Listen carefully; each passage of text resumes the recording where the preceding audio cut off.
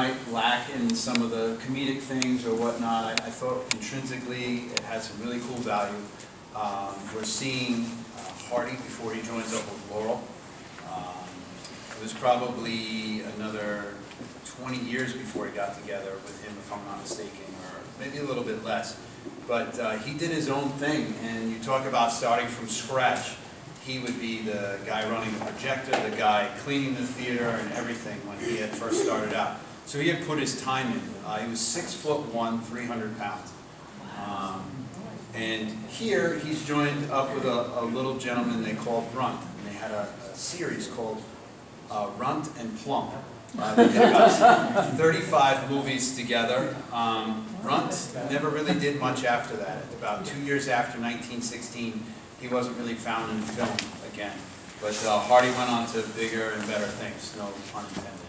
300 pounds, 6'1". So needless to say, he had been told to go down to Florida where there was a little more opportunities, and he had went down to Jacksonville. He had originally grown up in the Georgia area. So it's just really cool seeing him so young. He was called the Babe back then, and it's funny because he reminds me of Babe Ruth in a way. But he had this. He would go to this barber, this little Italian fella, and he would put talk on Hardy's face and go, "Little baby." So that's how he got called the Babe, or whatnot. My story is my grandfather used to do something very similar to this. Actually, the real deal. He would play live to silent film before he was the music on the piano and on the stage. And I guess there was a little theater in the Smithtown area. So I never got to meet him, but what's really cool is tonight is this would have been his favorite piano. My mom had told me he loved to play on a Baldwin Baby Grand, and that's what we have in front, which is really cool. I'm hoping to one day put music in a motion picture. I'm a composer.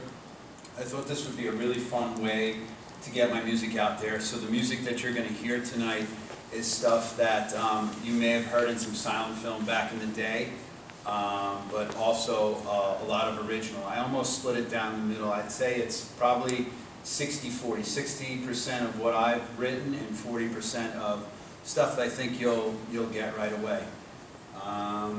I have a few albums out. I'm lucky enough to be back here at the South Country Library. Patrick has had me here once before, and it's an honor to be back here again. So I thought we'd watch the movie first, just because everybody's kind of ready to rock and roll here. The lights are dim. And then when we put the lights on, I thought I'd tell you a little bit about the history of music and film coming together. Then I'm going to play some other music. A piece I have picked out for you tonight that I didn't write was from a Christmas debut of silent film in Austria in 1925, Samson and Delilah. It became used as a lot of different pieces over the years, and being that it's public domain, I'll play that. It was written by Saint-Saëns. It debuted on Christmas Day in Austria on December 25th. The piece is called Samson and Delilah, and it's an aria, and it has another little name underneath it that I'll tell you a little bit about. And what they said was back then that the play was, or the silent film was a little too modern at the time. The Samson wasn't realistic enough, that they felt that he was too modern. So they had critics even back then. They enjoyed the film immensely, but I read the critique was Samson was too modern. So hopefully I leave you with something a little interesting today, a little bit of history. I was a history major, so I find this kind of stuff fascinating.